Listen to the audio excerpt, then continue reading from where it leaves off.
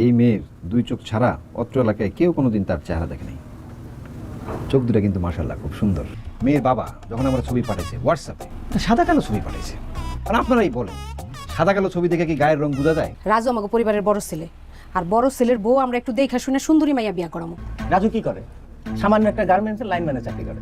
ও কয় টাকা বেতন পায়? ওর থেকে তো এখন একটা ড্রাইভার পিয়নও বেশি টাকা কামাই করে। আমরা রাজুকে একটা সুন্দরী মেয়ে থেকে বিয়ে দেই, তাহলে তো ওই মেয়ের কসমেটিক্স কিনতে কিনতে রাজু সব টাকা শেষ হয়ে যাবে। একটা কালো সংসারী মেয়ে ঘরে আনা ভালো, তাতে মায়ের সেবাটা পাওয়া যাবে। এই যে গার্জিয়ান একদম রাইট কথা বলছে, পয়েন্টে কথা। এখনকার যে যুগ, এই যুগে দেনা পাওনা থাকে। যেহেতু মাইয়া একটু নিষ্ঠা, একটা জিনিস তো আমাকে পাইতে হইব।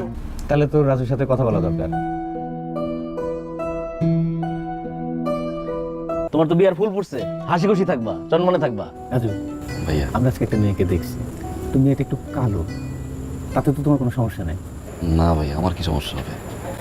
মানুষের আসল সৌন্দর্য তো হচ্ছে মনে, আর চেহারা সুরত তো আল্লাহর দান, আর আল্লাহর দেওয়া দান তো সবসময় সুন্দর। দেখেন যে মেয়ে কীরকম, মেয়ের পরিবার কীরকম, আপনার সাথে মানাইতে পারবে কিনা। বিয়েটা তো আসলে আমার জন্য করতেছি না, সব কিছু ঠিকঠাক থাকলে তাহলে আমার কোনো সমস্যা নেই। তাহলে তাও সাহেবকে বলে আমরা চলো আগে, হ্যাঁ কথাবার্তা আগে ফেলি তাহলে। জি।